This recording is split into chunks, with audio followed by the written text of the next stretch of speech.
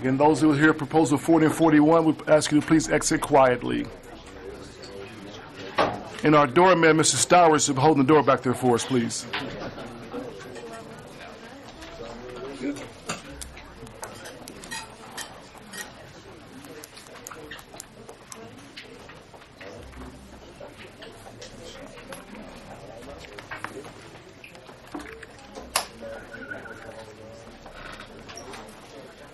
Last on our agenda, ladies and gentlemen, is proposal number 43, 2020.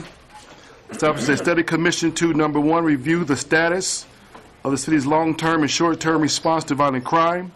Number two, recommend any needed council proposals. And number three, gather information from experts in criminal law and criminal justice, law enforcement, education, and community members to recommend additional policy changes to advance the causes of reducing violent crime in Indianapolis. Councilor Mallory. Thank you, Mr. Chairman. Proposal 43 is on the agenda tonight. I think this is something we need to, is long overdue to start this discussion and have this done. We have had year-over-year record-breaking shootings and homicides. In 2019, sure, we didn't break the homicide record, but we did increase in non-fatal shootings, which attribute that to what you will, but a lot of times it's attributed to poor aim. They set out to try to kill somebody and they were unsuccessful. We've let this go on, and I think it's very clear that the public is supportive of us looking into this at a deeper level, and we've got to start this conversation. We also look at the outcomes. You know, we've got to see what's going on and why these people are being released and re-released back out onto the streets, and what we can do differently. And this isn't going to be aimed or geared towards your low-level offenders. This is the violent offenders that are making a game out of going to jail because they know they're going to be right back out. When we have a person that gets a violent felon get arrested with a gun charge, and he looks at the officer and says, "I'll be right back out tomorrow," there's a problem. And it's time to address that. We want this to be both sides of the aisle involved in this. I think we've started this conversation with both sides of the aisle involved, and we want to continue it to be that way. We do ask for everybody's support here today on getting this passed and starting this conversation. I know there's been the notion that we need to keep this in committee, but even tonight we heard, you know, we didn't have time in this setting to really go over that. And not to mention, we have a 3.5 month period where we are dedicating our entire committee meeting to budgets, during some of that time of which is the worst times of the year for murders and violent crime. So at that point, what are we going to do if we keep it in the committee level? Are we going to stop and halt those conversations and hope that it doesn't continue to get worse? Or do we have a commission that we can then go to and still meet outside? I think there's a lot of options here for us, and presented to us and presented to the city as a whole to really make positive, impacting change. Thank you, Councilor Mallory. We do appreciate your concerns regarding violent crime and the need for this discussion. Thank you to those in the audience that are here and their commitment to addressing violent crime and these issues, and here for the discussion this evening. And most importantly, committee members, we can thank law enforcement that's present. Any law enforcement officers present today, please give them a round of applause, please, for their work in our community and helping to keep us safe. We do appreciate your work that you do to keep us all safe. Councilor, please know that we currently have systems in place to address many of the concerns outlined in your proposal and those concerns of the broader community addressing violent crime. So we do appreciate your efforts. I do want to start off by saying that we have a statement from the Marion County Clerk, Myla Eldridge, and she is the chairwoman of the Criminal Justice Planning Council. So I do want to share her comments today. This is a quote from the clerk, who is the chairwoman of the Criminal Justice Planning Council. As Marion County Clerk, I have the privilege of serving as the chair of the Criminal Justice Planning Council, which is also known as CJPC. As stated in the adopting ordinance, it shall be the mission of the Criminal Justice Planning Council to study, forecast to make recommendations to the City County Council regarding both short-term and long-term needs of law enforcement and the criminal justice and public safety enterprise. I am committed as a chairwoman to work with Chairman Robinson of the City County Council and the Standing Public Safety Committee and the Criminal Justice Committee as we seek to address the root causes of violent crime and its underlying root causes, which is the most important, those root causes. Again, that's from Chairwoman Clerk Molly Eldridge, who is talking about a committee that's in place to address those concerns. Also, our General Counsel, Ms. Kim, if you want to kind of share with us the role and purpose of this committee as well. Thank you, Mr. Chairman. The Public Safety and Criminal Justice Committee is one of 8 standing committees of the Council.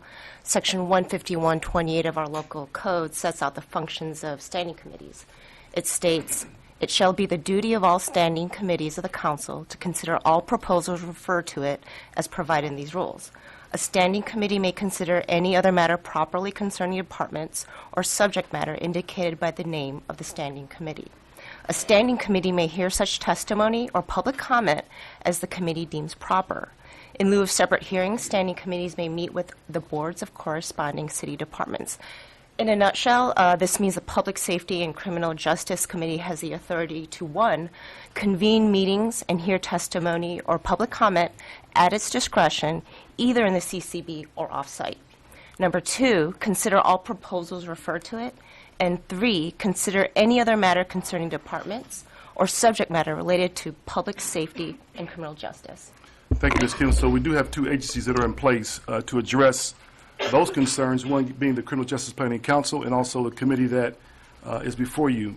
This work has started way before today with the criminal justice reform efforts of the current Hawkshead administration, and this council started several years ago, led by our illustrious Tim Moriarty, who is leading the criminal justice work for the city.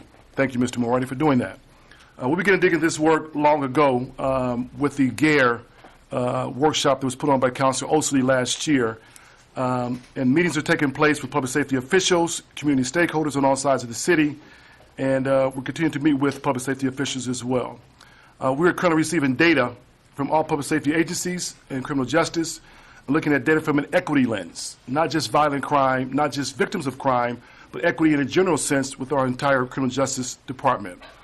We're looking at the disproportionate rate of arrests, incarceration, adjudication of cases, prosecution of cases. Thank you to Mr. Mears for his work in the prosecutor's office. And we are also collecting data from the Citizens Police Complaint Board and reviewing all of this data from an equity lens, which ultimately leads to the over-incarceration of poor people and men and women of color, especially young black males, which is why we started this reform effort years ago. With that, we're also in the process of creating public safety plans for each of the 25 council districts and amending the manner in which we provide the crime prevention grants and how they're allocated with a more focus on community violence and violent crime. As we continue to host our public safety committee meetings, we'll have some in the community like we've always done, out in the public to better engage and include all stakeholders, experts, and community members, starting with our next meeting on February the 26th, which will have Prosecutor Mears there to share some of the comments that you mentioned regarding prosecution of certain cases. Is there anyone from the mayor's office willing to give a statement today? Sheriff's office, prosecutor's office, care to share their thoughts on Proposal 43, and then we'll come back to the committee for their comments. Mr. Babcock, state your name for the record. Paul Babcock, Mayor's Office. The following statement can be attributed to Mayor Joseph Hogshead. Issues related to public safety and criminal justice reform continue to be some of the most pressing challenges that we face as a community. Over the last 4 years, I have valued the leadership of the Council's Public Safety Committee and Criminal Justice Committee and the bipartisan collaboration that has allowed us to launch a comprehensive criminal justice reform effort, increasing funding for violence prevention programs and return IMPD districts to a community-based beat policing model. While I welcome the opportunity to work with councilors in any way council leadership sees fit, I know that the Public Safety and Criminal Justice Committee can continue to be a valuable forum for continued dialogue and thoughtful solutions. Thank you on behalf of the mayor. Thank you, Mr. Babcock. Anyone? Congratulations. Thank you. State your name for the record, please. Salita Scott, Chief Counsel with the Marion County Prosecutor's And we are very Office. proud of you. Thank you. I Thank you. appreciate it. Thank you, Chairman, for giving me the opportunity to speak along with members of this committee. I'm here on behalf of Prosecutor Ryan Mears to provide the following statement. We agree that there is a need for a focused look on violent crimes, how it is occurring, and how to effectively prevent it from occurring within our community. We support the leadership of Chairman Robinson in expanding this committee's efforts in addressing issues within our local criminal justice system. Additionally, we see the Criminal Justice Planning Council as another established body, which could take on this discussion with critical stakeholders at the table, along with opportunities for public input. With these two very public forums in place, we do not see the need of any additional committees. Thank you. Thank you. And again, congratulations. Anyone from the Sheriff's Department here to make a statement this evening? Sir, you want to come forward, please?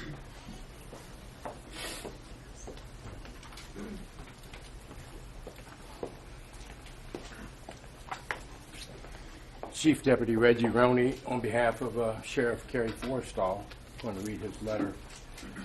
I have faith and confidence in our existing entities to deal with criminal justice challenges in Marion County. Criminal activity by its very nature is dynamic and ever-changing. Our existing criminal justice agencies must be, and historically have been, nimble to oppress them. We are fortunate to have a strong public safety and criminal justice committee within our city-county council. We also have available the Criminal Justice Planning Council, a council that unites the three branches of government to deal holistically with emergent criminal justice issues. My personal experiences with the CJPC dates back almost 20 years, and I have recommended CJPC's approach to any problems within its wide purview. I oppose any effort to distract from the CJPC or available options or to duplicate already existing sources. Tax dollars are far too precious to not be used wisely. Signed, Kerry J. Forstall. Thank you for your comments, sir. I appreciate you coming down. Thank you to the Sheriff as well. So again, my position as chair is that we do have entities in place to address these issues. We have the authority, the constitutional authority, and the oversight to address these issues of violent crime with two bipartisan bodies already in place that are open to the public. So with that, we'll go back to Councilor Mallory for his comments. We'll open up to the committee. Thank you. Thank you, Mr. Chairman. I want to make sure there's one thing that's clear, and that this will not be using our tax dollars. This is on a volunteer basis, so it costs us literally nothing to do this. And then going back to the entities that you say that we have that can do this work right now, where have they been at? Year over year, it's getting worse and worse, and people are afraid to go out of their house at night. Why should someone suffer? Because we have, you said it's been around for a few years. I'm sure they do great work, but maybe it's time we start looking at different avenues, because it's beyond hurtful that we will allow our city to go down this road, and that we have allowed it.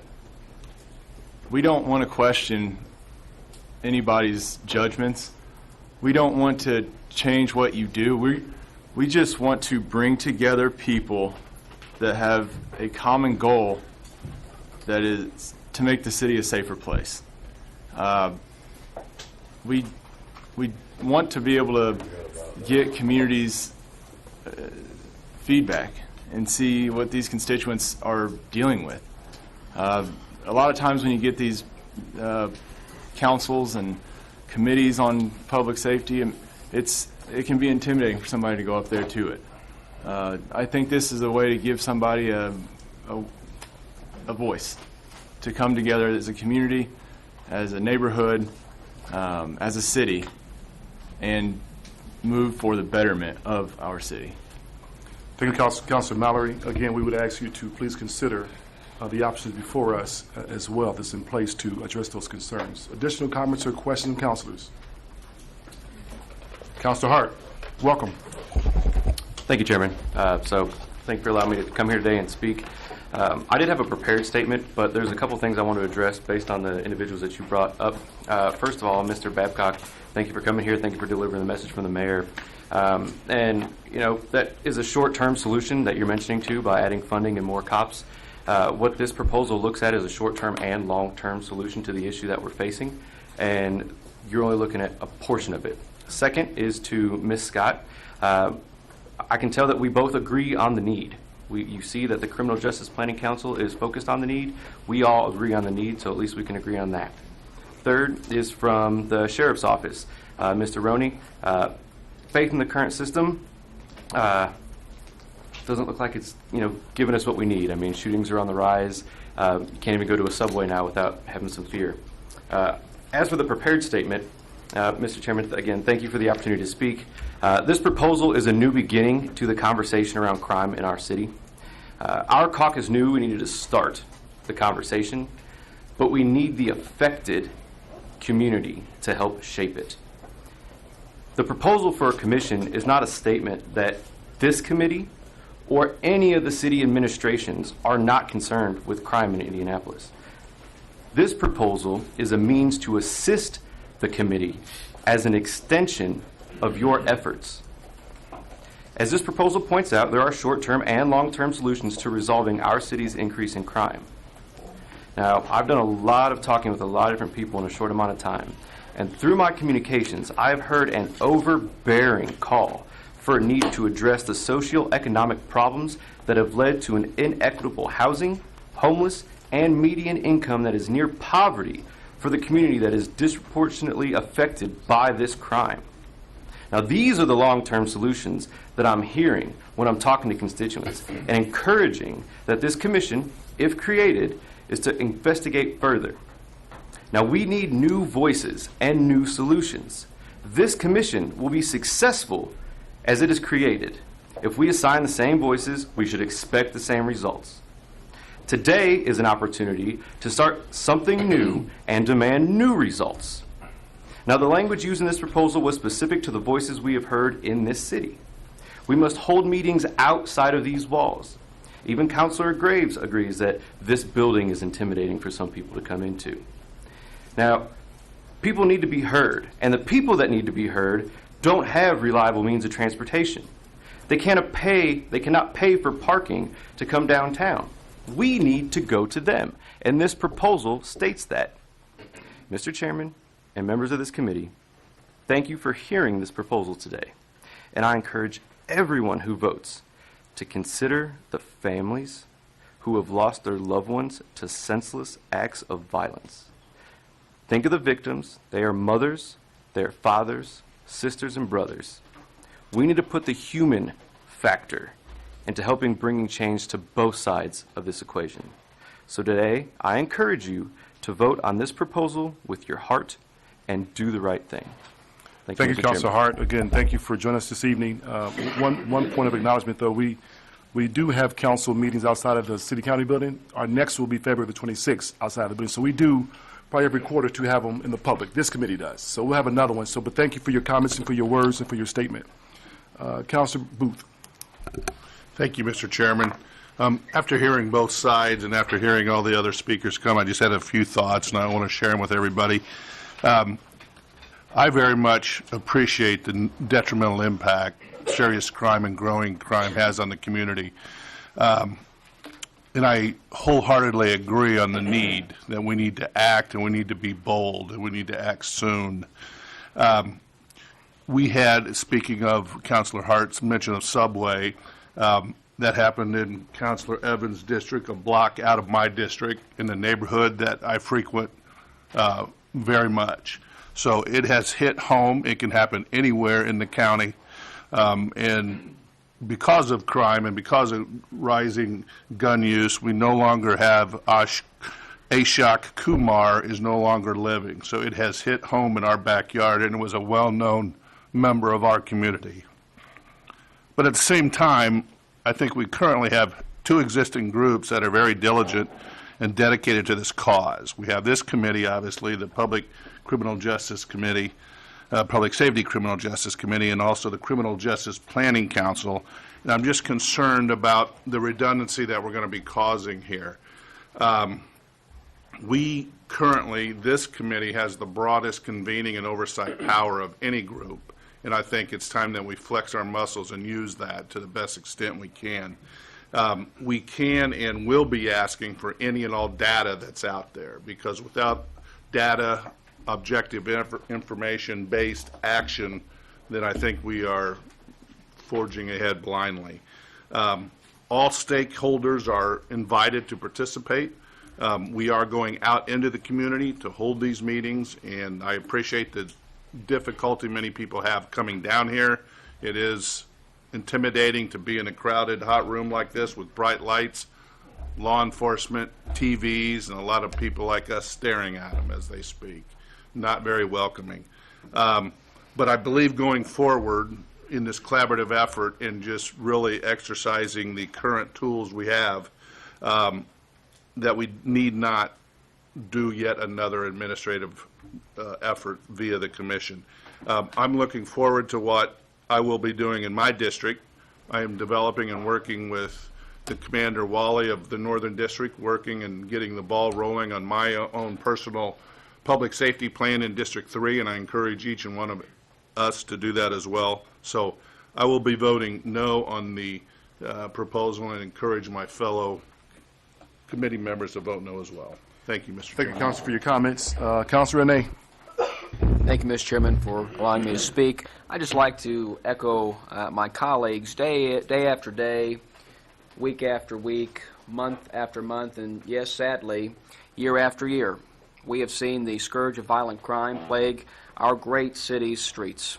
As a result, we have witnessed the big and beautiful and brilliant futures of far too many of our city citizens tragically ended, ripped away, cruelly extinguished. As we have watched non-fatal shootings in our city rise, we have seen our citizens and their families' sense of safety and security fall to new lows. When 30% of our city's population makes up 75% of its murder victims, a disparity that should truly shock the conscience of this city, we must not look away. We are a great people, an exceptional city, with a can-do spirit unmatched. Here in Indianapolis, we do not run away from big challenges, we run towards them. Our city has always defied the impossible, conquered the unobtainable, and delivered the great victories that our citizens so desperately need. It is with all of that in mind, and after a lot of thought and prayer, and with an unwavering belief that we are still the masters of our own destiny here in Indianapolis, that I will vote for this proposal, and I would encourage my colleagues on both sides of the aisle to please consider doing so as well. And with that, Mr. Chairman, I yield back. Thank you, Councilor Ney, for your comments and for your work in your city as well. Additional comments, Councilor Barth. Do you have a question? Councilor Holliday. Thank you, Mr. Chairman. I signed on to be a sponsor for this proposal. It wasn't my intent to be redundant or repetitive to anything that we've done in the city previously or that may be ongoing as we speak through any other entity. My intent and belief is, however, we need to be far-reaching to the community, get stakeholders to the table, get fresh and new input on the matters at hand, and derive comprehensive and cohesive solutions to them, which is what I think the charge of this task force would be. I would also cite that we have other entities within the city, but we've also had precedents with regard to setting such commissions in the past. I believe we just completed at the end of last year, the end of the previous term, infrastructure task force convened, presented a report to the council for our infrastructure matters facing the city with some recommendations and those things for us to consider going forward. Despite that, we did that despite the fact that we do have a Department of Public Works Committee. We have a Public Works Board. We have another proposal presented to the council for another matter similar to present a commission like this one for investigating solutions to other matters confronting the city. So I don't think it's a case of redundancy. I think it's a case of fresh starts. It's a case of getting new input into things. I think we have the precedents to do them, and I would encourage my colleagues on the committee to support the proposal. Thank you. Thank you, Councilor Holliday, for your comments and questions. Additional comments or questions from councilors? Councilor Evans. Thank you, Mr. Chair. So, I do appreciate the sentiment behind this, and I agree with Councilor Hart's sentiment and facts about the root causes of violent crime and being poverty, lack of resources, homelessness, and lack of education and joblessness in the neglected parts of the city. Having said that, it's because of those things that's already been stated and the abundance of other studies available and resources available to us already that I am not sure why we need this study in the first place, as all these resources are currently available to us and we already know what the root causes of these things are in the long run. So if we know what needs to be fixed, then we should be getting started on getting those fixes done instead of getting these study commissions in the way of getting these resources to the communities that need them. And we should be working on getting out in the communities, like you said, but through the council committees and making sure that we get people in here who know what's needed and focus on the root causes of these issues, including poverty, homelessness, lack of education, and joblessness, and economic redevelopment without displacement in the African American communities, like is what's been said is needed and studies have shown within Indianapolis in the past few years. And I just, sorry, I just got a little worked up in the past. I took it a little personally because I have been here in the past few years and I've seen what's been going on with violence in the city and how it's affected families, have victims of gun violence. And I wanted to know why something like this had not been brought up in the past few years in the council when people have been here and had not brought a study committee like this in the past from 2016 and 2017 and 2018. But now, suddenly, it is very relevant, and they are asking why it needed now when it was not needed before. So I want to be focused on the root causes, and if we can get that done through the committee, that's what's needed to be done. Thank you. Thank you, Councilor Evans. We do appreciate you and your fresh voice, along with Councilor Hart and Ane.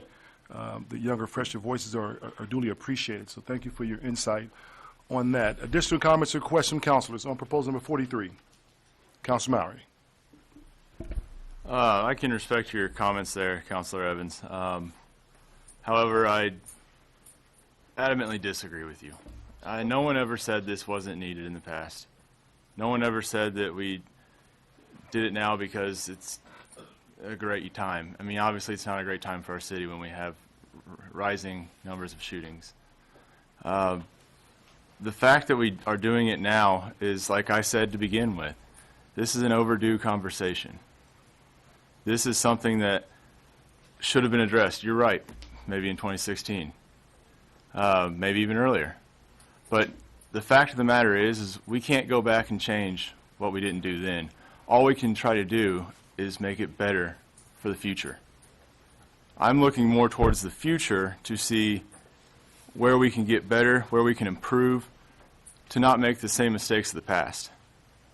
You know, the definition of insanity is doing the same thing over and over again and expecting a different result.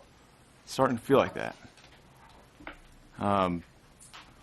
But I will completely disagree that no one ever said that we don't need it, that we didn't need this back then. But the fact of the matter is we have it now, and it's before you now. I want to also make sure we think about this part of it too. We've spent a lot of time talking about the offenders. Let's think about the law enforcement for a minute. These brave men and women are out on our streets at all hours of the night protecting us, and then they have to go back and rearrest the same people over and over and over. And these people could be serious violent offenders, putting their own life at risk. We saw the man that went to Gary and got involved in a police action shooting and was killed. He should have been behind bars. He got out of jail, went and strangled a woman here in Indianapolis, and then went to Gary. It's time that we do this, and I beg you guys to really consider this and to vote yes with this and move this forward. Thank you, Mr. Chairman. Thank you, Councilor Mallory, for your passion, for your comments, and for your thoughtful look at the steps going forward. But again, as chair of the committee, my position, our position is that we can do the same things that you are requesting within the existing bureaucracy that we have locally here in the city council, but also publicly. So, again, thank you for your comments. Additional comments or questions from councilors? Councilor Muscari. Thank you, Chairman. You know, the root of this whole situation is we don't have any control of. It's the state and the federal government. With better background checks, the guns won't be on the street. We have 15 and 16-year-old kids carrying guns. That's the problem. And they're killing each other.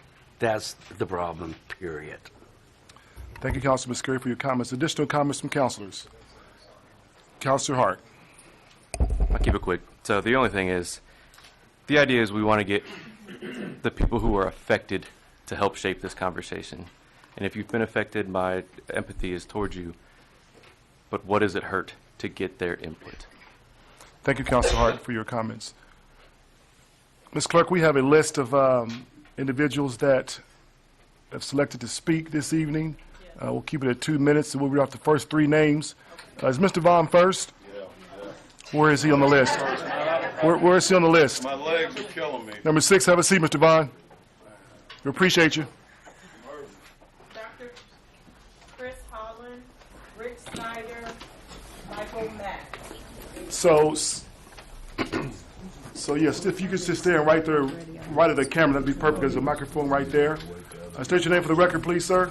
Dr. Chris Holland, I pastor the Father's House in Indianapolis. I am chair of the Southeast CRDC, Community Resource District Council. And I'm asking, thank you, Mr. Chairman, first of all, and for all of you that do such a great job here in our city.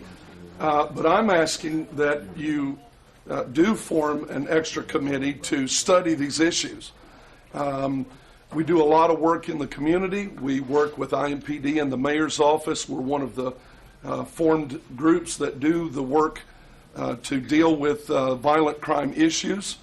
And we've done a lot of work. I think the issue we have is when we have violent, and again I emphasize the word violent criminals that don't do background checks, by the way. Thank you, Mr. Councilman. They get guns, they're going to get them illegally, and they go back out into the street. They get a $250 bond or a $500 bond back in the street, and they're going to go take care of business. And if we don't understand those statistics, then at least form a subcommittee that is able to provide those statistics and study these issues. I'm the guy that's called to bury or help to bury and stand with the family members that weep and cry. And if you look at my skin and say, well, you're a white guy, I can let the ones that come from my church stand tonight, and you'll see that my congregation is 50% black American that stand with me to say, this thing's out of control. I'm working my behind off in the community. I would also like to know that there are not people out there that are reoffending over and over and over again and taking the lives of children and women and men. And we have to go through these issues over and over and over again. It's quite difficult. So I appreciate your time, sir. Thank you very much for letting me speak to the issue. Thank you, sir. Thanks for coming down this evening. Mr. Chairman, may I provide information to the committee? Mr. Snyder, you can give it to our clerk to pass around for us, please.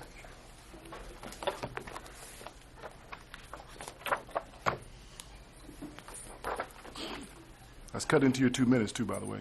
I hope not. Who do you want to go to? This clerk, you start one there, start one over here with our CFO, please. Probably need to, some folks will probably need to share them. Mr. Chairman, I'd like for you to definitely have a copy.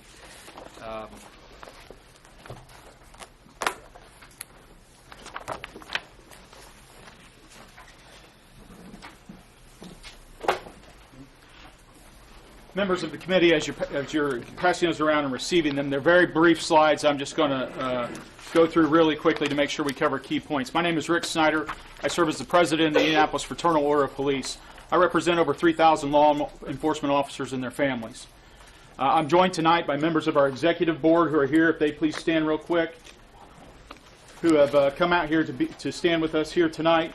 I also have members of police spouses who are here, spouses of law enforcement officers. If they would please stand, please. These folks are here because they recognize that we are in the middle of a crisis in our city, and it is a crisis of violence. What you're going to see in the packets that I just passed around to you is addressing some of the facts of what is occurring in our community right now. And it's important that we discuss them and we don't let them slide to the side. Currently, right now, in the last 88 days, we have seen a surge in violence in our community. We have had 172 people shot, 59 people stabbed, and 47 people killed in just the last 88 days alone. That's on top of back-to-back record levels of homicides, non-fatal shootings, and other aggravated assaults and total victims in our community. Last year, our homicides were slightly down. That was because we have 1,700 officers with trauma kits in their cars. We know that they saved over at least 20 of those lives of victims last year. That was because of hard work from the Fraternal Order of Police and other officials in this community. But here's the issue with this. What is happening is a surge and a spike on top of the record levels. We are not pointing fingers at anyone. What we are saying is this is not about politics, it's about people. And people are dying at an alarming rate. Proof positive is this. We have a system that is broken that has catch and release criminal justice. Please hear me on this. We are not advocating for or against the cash bail bond system. But quite frankly, we don't even have time to get into that issue. What we are talking about is that we have a system that has low cash bonds for repeat violent offenders. That's the key difference. If you look in your packet, you will see a list of crimes that result in a $500 cash bond. Many repeat violent offenders are getting these and getting right back out onto the street. The problem is because we have a computer system that is doing it and they are not appearing before a judge before they get the automatic release. They are then oftentimes going back out and reoffending. People say, how can you prove that? How do you know? Where's your data?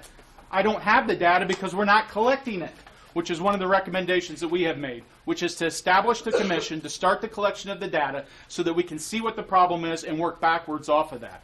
I appreciate this committee being here. I've been before it many times, as you know, Mr. Chairman.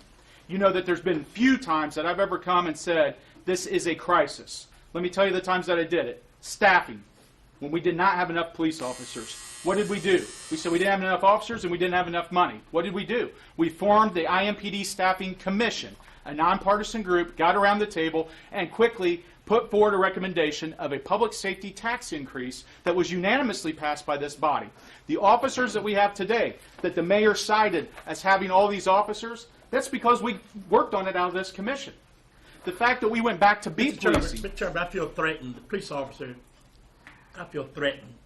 He's a police officer, and he's exceeded his time, and he's talking, I feel like talking directly to me, violating the rules that we set up. And being a police officer, I feel like he's bullying me when he heard the thing go off and he continued to go on. He is bullying me personally. Thank you, Councilor Oliver. So, respectfully to the FOP president who has worked diligently on this proposal, I did want to defer to him and give him a little bit more time. So, which is the reason why I gave him more than the allotted 2 minutes. I know that Mr. Snyder has worked very hard on this proposal. I want to respect his work and his commitment to our city give them extra time. So I appreciate your comments, Council Oliver. But we will ask Mr. Snyder just to kind of wrap it up. Give you about 1 more minute. Thank you, Mr. Chairman. Thank you. Mr. Chairman, I've worked many years with Councilor Oliver. It pains my heart to have him suggest that he's being bullied by me. We've had great working relationships, and I know better. We'll give you about 1 more minute, Mr. Snyder. For the Sheriff's Department, who spoke and said they are good with this, we have been fighting diligently to tackle House Enrolled Act 1006, not because of its premise. It's a criminal justice reform bill, which we support. Let me say it again on the record. The FOP supports a criminal justice reform bill, and we fought to get the First Step Act passed in Washington, D.C. But this bill is forcing state prisoners to be housed in our county jail, creating an overcrowding issue.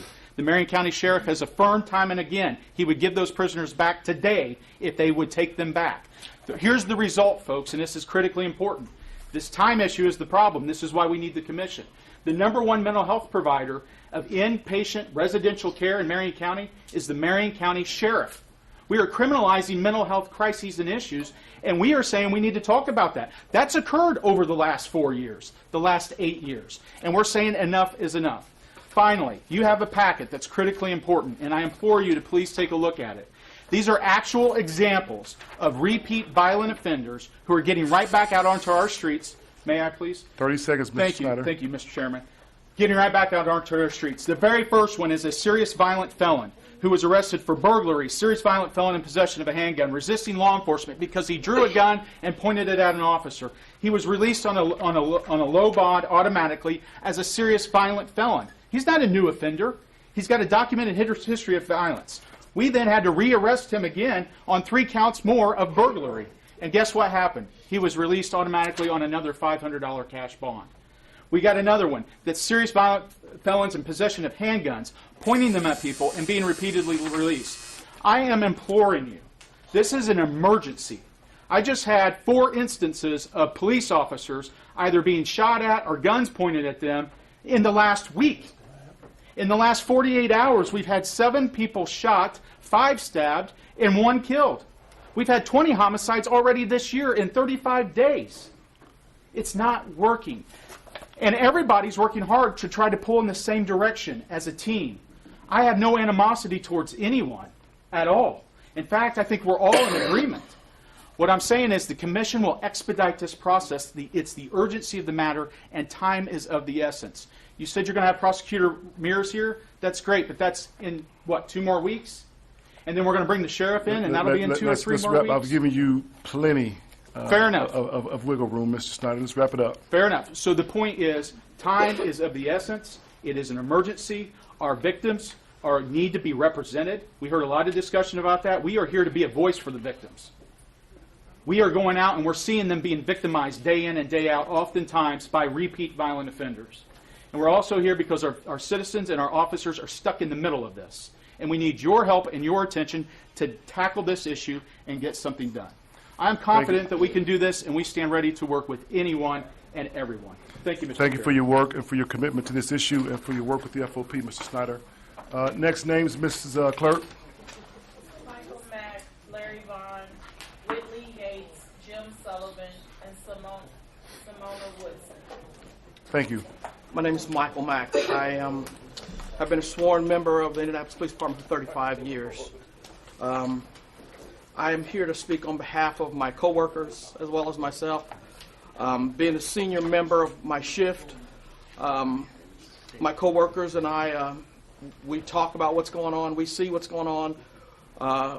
We get up and we come to work every day. We try to fight the good fight, but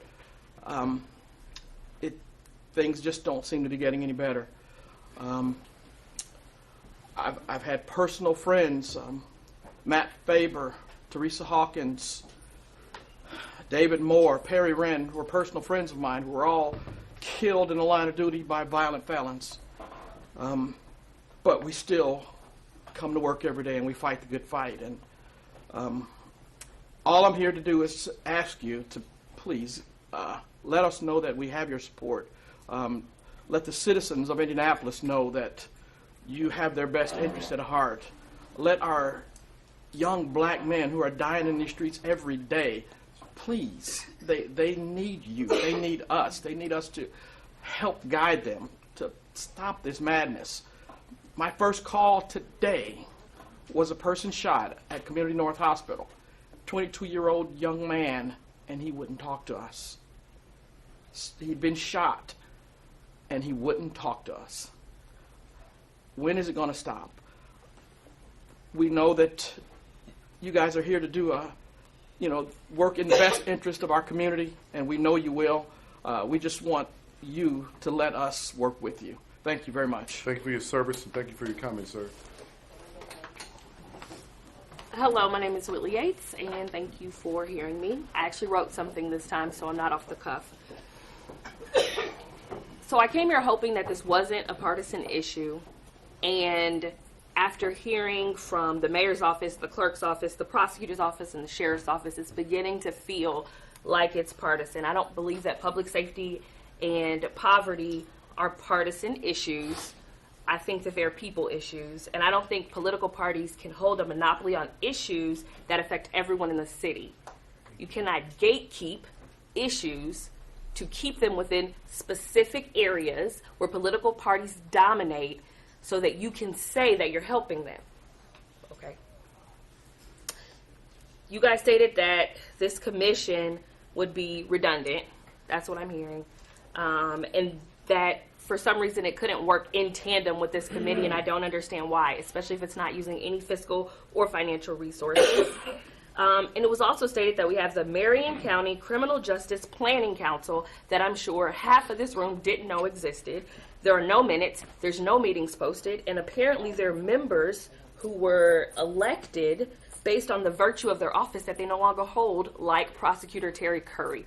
So you want to push and propel that we have all of these systems in place to fix these issues when there are councils without, there's a council that no one's met with, no one knows who's on it, there's no meeting minutes, there's no agendas, there's no times of when to attend, but this is accessible to the community, which it's not. I'm trying to direct this at you, Chairman. As you should. However, it was stated that someone on this committee takes it personally, this commission or this proposal to have a commission. Will we and people in the community, considering the black community, take it personally when our children, friends, and family members are consistently dying? We take that personally. So I think that we should shift how we're looking at this issue. If it's not going to hurt, take any fiscal money from anything, and you can work in tandem. What could it hurt? Or what could it help? Thank you. Thank you for your comments. Thank you for coming down. Good evening, Mr. Chairman and esteemed committee members. My name is Jim Sullivan, and thank you for allowing me the opportunity to speak to you this evening. I'm here as just a citizen of the city of Indianapolis and a person who cares about the city I live in and the people I live with. And I probably won't do as well a job as telling you the stats that are associated with the violence, as I'm sure you're all well aware of, and as Mr. Snyder so passionately told you earlier. But just to summarize real quickly, 16 people were shot, 4 people were stabbed, and 5 killed in just the last week. There's a people that are no longer here or impacted. I'll let you in on a little secret about myself. I had a family member that was a victim of violent crime and died once. Now, I can assure you that the impact, and it doesn't have to be a black or white matter on this, crime impacts people's lives for many, many years. The point of this commission, as I see it, is that it sends a message that this is important to the people because it's important to their life and how they live in this city. And we want to, I think this committee, this council needs to show a message to the public that this crime wave that we are seeing, and violent crime wave, is important to it. And we're going to take steps, positive, proactive steps, to analyze why these are happening. I think there's an assumption that we understand everything there is to it. At the end of every plane crash, there's an investigation. The NTSB goes out to the site and investigates, reassembles the plane, and they determine what caused the plane crash, even though it may be very well assumed why. This is the same thing. Likewise, this committee has the ability to incorporate the expertise of this particular this committee and all the ancillary departments and bureaucracies that we already have in place and use it for the benefit of the wider community. And I just want to urge that you do pass this proposal. I think it will help people. It cannot hurt anybody. It won't cost anything, and it will only be a benefit for the community at large. Thank you, sir, for your comments. Thank you for coming down.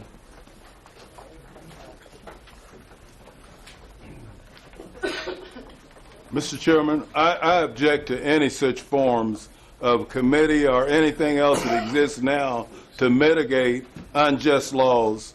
The reason we have all this murder and crime spree going on is because of our unjust laws. We will never do anything to change those laws if we keep, every time we have a murder, we go out and sop up the blood. If every time some person tries to OD on heroin, we go and give him a shot of Narcan. Over 4,000 people have been addressed with Narcan last year. 4,000. That's 4,000 dead bodies if we had not interdicted. Then something may have been done. We need to stop mitigating unjust laws. We need to face the facts here in this city that we have a crime wave because of many factors that are adding to those, one of which need not be IMPD, because they're professional law enforcement officers. They should deal with crime as they come in contact with it on the streets without any help from a review board or anything else, but to do their job. When we get involved on a personal level or an emotional level, you can never interdict something that's spawned out of passion or somebody that doesn't have any money to pay for whatever they need. So I think we should let this go on and just go as far as it can till the pain gets so acute that the city will then react to it in the proper way, and that is to repeal some of these laws that we have on the books that are not really working for the times that we live in right now. So as long as we keep bringing the council, we're going to mitigate this, we're going to see about this, we're going to check on that, just like the rent issue, just like the jail overcrowding Rick's talking about. That's all of part of hometown matters. That's why our jails are overfilled with prisoners that are not paying a premium. So until we look at the real tortfeasor and stop it, then we mitigate, we sop up blood here, give a shot of Narcan there. We need to look at the real problem of over 5,000 suicide deaths from fentanyl and Narcan. Thank you for your comments, Mr. Bond. Thanks for coming down this evening. Ms. Clerk? The last one on the entire list? Yes. Okay, thank you. Something that's very concerning is the fact that there are multiple people on this council that are opposed to volunteer work. That doesn't make sense. No one would tell you to be opposed to volunteer work, and that's what this committee is supposed to be. I hear that it's being compared to other agencies, and those other agencies don't appear to be made up of the same variety of professional disciplines that this council is being proposed to have. In addition, I think that they were considering some amendments to maybe add in a social worker. Another issue is that a bill, SB 449, got passed off of the Senate floor out of committee, partially based on an amendment that included a study commission. So, as everyone said, a study commission cannot hurt. Having more people, especially the amount of regular community constituents on this type of committee, can only help, because then you're hearing from the people that are directly affected, in addition to law enforcement, in addition to lawmakers that are also proposed to be on this committee. The other committees that are agencies that you guys have mentioned are mostly made up of law enforcement, which we appreciate that, but this adds an additional perspective. And that's it. Thank you for your comments. Thanks for coming down. Your name for the record, please, ma'am? I didn't sign up. Is that all right? I guess. I'm Shauna Murphy, and I have a few things. The first thing is that regardless of where you all land, the language that's being used to talk about these populations is questionable, and it should be examined in real ways. The other thing is that from my seat, from how this conversation arose and has been playing out in public, it really feels in some ways that the proposal is opportunistic, and there's a lot of hyperbole being used without a lot of data. and there could be lots of data that was distributed. Again, I'm not here to debate pros or cons, but when we're talking about communities, we're talking about people, we're talking about victims and survivors in the same breaths. And just another thing, and then I'm done. It's about perspective. So for every 1 to 2 to 3 violent felons that are out there doing awful, horrible things, just by the public defender, you've got scores of people sitting in jail who simply cannot get out. And the violence that's being done in their lives needs to be examined as well as the language, that the catch and release language, the animalistic language that's being used around even these very awful, horrible people. I'm not debating what they've done, but the minute you start talking about people in ways that make them less than human, it becomes a lot easier to ignore their humanity. And so I just bring that to you all to consider, regardless of where you land. Thank you, Ms. Murphy. I do want to point out one note in your comments is that our caucus had that same discussion in January. You guys recall with that terminology, catch and release. And we agreed within our caucus that we would not be using any terminology like that. So we do appreciate you for echoing our sentiments that we had discussed months ago on that topic. So thank you so much for that. Councilor Mallory. Thank you, Mr. Chairman. I'm curious, I was looking through some of this info earlier. We were talking about statistics and data. Do we happen to have anyone here, I'm sure probably President Snyder may know it, but statistics involving homicides and shootings over the last 4 years and how we've trended? I'm sorry, Councilor Mallory. Would you say, Ms. Clerk? I'm sorry. You need to step away? Okay, we can still go. We can still move, right? We can still go on, right? Okay, good. Thank you. I'm sorry, Councilor Mallory. Statistics on what? Homicides and shootings over the last 4 years and how it's trended. Hold on, Mr. Snyder. So if he has it, we can share it. I'm going to give him a few seconds to share it, though. Mr. Snyder.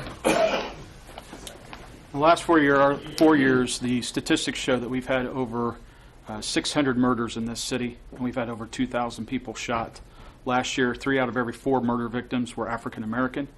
Black males outpaced every age group combined, and we had a 78% increase in juvenile murders last year. Thank you, Mr. Snyder. Councilor Mallory. I mean, those are the statistics that should be alarming to all of us. This commission doesn't cost us anything other than our time.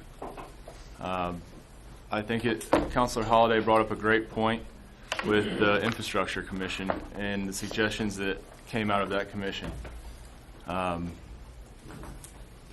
It's the same. We want to do a similar thing where they have oversight with the Public Works Committee and continue to work forward on this and make suggestions. I believe Councilor Barth even, he's had a success in creating a commission and being a part of a commission and seeing the benefits that can come out of those. I think there's obviously people here that think that this is a real issue and they are ready to have a conversation and be able to feel like they're part of that conversation and they're sitting at the table, not in the audience. People are ready to come to the plate and come to the table and talk to us. We have to be willing to let them talk to us and be at the table with us. Again, I ask for your support. I beg that you please give this consideration and what good can come from this and the very little overhead that it costs us. I appreciate everybody being here tonight, all of our law enforcement, all of our community members. Thank you for coming and testifying. And please, everybody, when we get done here, have a safe trip home and have a great evening. Thank you, Councilor Mallory, again for your comments and for your passion on proposal number 43. Just one observation again, those statistics that Mr. Snyder mentioned, of course, are distressing to all of us, but I think that Councilor Evans spoke so eloquently about the root causes. With violent crime, with victims of crime, if we don't look at the root causes of those things, we just can't address it from the Band-Aid level. We need to go to the holistic approach and look at the causes of that, which are the things that he mentioned, which are the root causes. So I think that's the focus we need to be looking at going forward. Councilor Muscari, then Councilor Ney. Thank you, Chairman. I have a question for our council. The bonds, we have no control over the bonds, correct? The judges have the control? Thank you, Mr. Chairman. On That's the set by catch and state release statute. that they were talking about. Councilor Muscari? We have Councilor no Muscari? control. We're not going to use that term, remember? Okay. We have no control over the bonds, correct? Thank you, Mr. Chairman. State statute controls the bonds. Okay. As far as penalties for using a deadly weapon, do we have any control as this body? No. The state? Yes. Okay. Thank you. Thank you, Councilor Muscari. Councilor Ney. Thank you, Mr. Chairman, again for giving me the opportunity to speak. Just a real quick note. When we talk about these holistic approaches and some of the things, I think that, frankly, this commission can help us find out and dig deeper into, frankly, what's going on in the city of Indianapolis. I don't think, frankly, we have a great understanding, an in-depth understanding of what's going on. And I would just note, as we make the final statements with this proposal, that we are all in this together. We're all in this together. The day we forget that we're all in this together, my distinguished colleagues and fellow citizens, is going to be a very sad day in our great city. And so I hope we think about that as we go forward with voting on this proposal. And I hope that we're all striving to leave future generations with a better city than what we found it in, as councilors, as citizens. And I believe that this commission ensures a better and brighter and safer Indy, and I am very proud to vote for this. And again, I would just one more time encourage my colleagues to do the same. Thank you, Councilor Ney, for your comments. Councilor Oliver. Thank you, Mr. Chairman. Mr. Chairman, I heard a couple of, I think everyone is well-meaning in their comments and support or non-support. But I want to speak against what I heard earlier. We talked about crime, but I heard the term race being used 3 times. And each time, a race was identified as being black, associated that with crime. Not one time have the word white, Hispanic, Italian, Irish, Polish, German was ever mentioned. Only black was mentioned at this table and by one of the speakers associated with crime. So I'm offended by the term associating my race with crime and describing problems in our community, crime, and the race black being used. Not one time had it been used about a portion of the homicides and violence were by white males. Only the term black was used. So, Mr. Chairman, I just want to let you know that, for the record, I wish that some of my colleagues would be a little bit more sensitive to me and others about associating black with crime and say people. But if they choose to go forward with that, we just have to deal with that. One other comment. Am I trying to give an opinion about something about the use of weapons? A few months ago, I proposed to banning assault weapons and AR-15s. I didn't use race. I just said we need to consider that. That's a state issue. But we need to consider a resolution. I received very threatening threats because I was opposed to the AR-15 being registered and other assault weapons. I never used race in saying we need to do something about registration and things like that. So I just want to say just for the record that that was where I stepped out and said registration for AR-15 and other assault weapons. It didn't go anywhere, but let me tell you, it's loaded with emails and text messages that I received about being whatever they want to call me. So I just want to say for the record, when you use the word race and you say black, and we're talking about violence and crime and black, and the bond is too low. I'm tired of arresting you. I seen you yesterday, now I got to arrest you again today. That's what a police officer does, Mr. Chairman. That's what he does. Judges and courts and juries are the ones to make that determination of who gets out and who goes to prison. But instead, we're hearing law enforcement officers saying, I'm tired of arresting the same person over and over again. That's very threatening. I just want to say that for the record, and I wish the clerk would enter into the record also my comments. Thank you, Councilor Oliver, for your passion, for your comments as well. Councilor Holliday. Thank you, Mr. Chairman. I'd like to thank Councilor Mascari and to a point even Councilor Oliver for, in essence, elaborating one of my points with this commission. There are things out of our control. However, a commission like this, made up of legislators, made up of citizens, can make recommendations perhaps to the state legislature of items that may need to be changed regarding perhaps bond matters or sentencing matters or those types of things that this entity, this commission, this committee, or the respective commissions otherwise that have been mentioned tonight don't have the authority to do at the local level. So thank you. Thank you, Councilor Holliday. Councilor Evans, do you have a comment? Okay, Councilor Boots. Thank you, Mr. Chairman. I guess my strong point would be I'm at a point of I'm done studying the issue. We know the issue. We know the root causes. They've been studied 10 ways from Sunday. I think it's time that we really act. We collect as much data as we can. I agree that good ideas are good ideas, regardless of from whence they come. But I'm tired of just studying. And I commit to everybody on this council, I will be open to anybody and everybody from wherever they come if they want to come and talk to me about crime in this county. I agree it's out of control.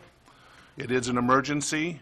People are tired of talk, and I'm just concerned that this commission, again, is just more talk. I want to act. I want to work through the Central Indiana Community Foundation, CICF. I want to better control the funds we put out into the community.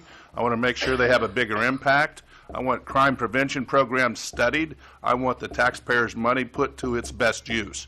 I want all our programs reevaluated, and I want to make sure we're getting the biggest buck for our criminal dollar that we're putting into it. We just need to prioritize, and I'm excited about the opportunity for, in my own council, to take money, some of that crime prevention money, and put it in my streets, in my district. That's action. I don't want to wait 12 months for another commission report. I thereby going to vote no, as I said earlier, and I encourage everyone else to vote no as well on this committee. Thank you, Mr. Councilor Chairman. Boots. Final comment, Councilor Barth. Thank you, Mr. Chairman. Just to underline something Councilor Boots just said, I think the people of Indianapolis, what they're seeking is action. They do not care if that action is in a body called a commission or that action is in a body called a committee. What they want is action.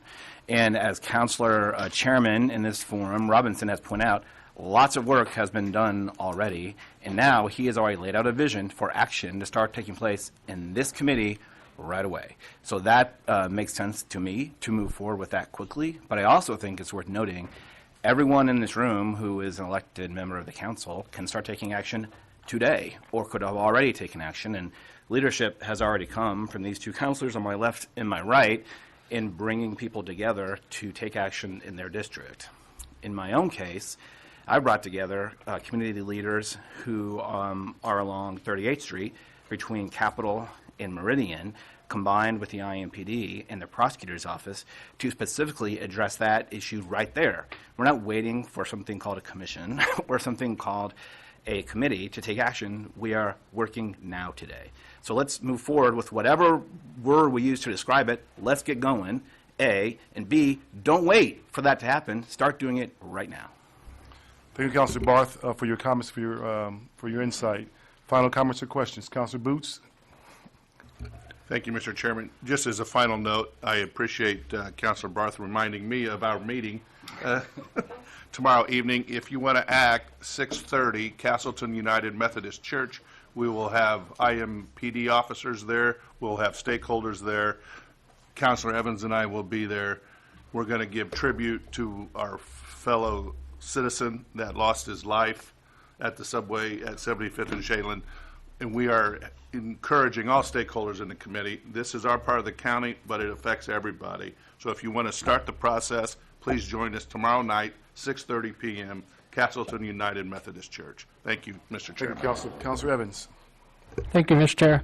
And I will also be voting no on this. I also disagree with the phrase catch and release, and it is dehumanizing in that aspect.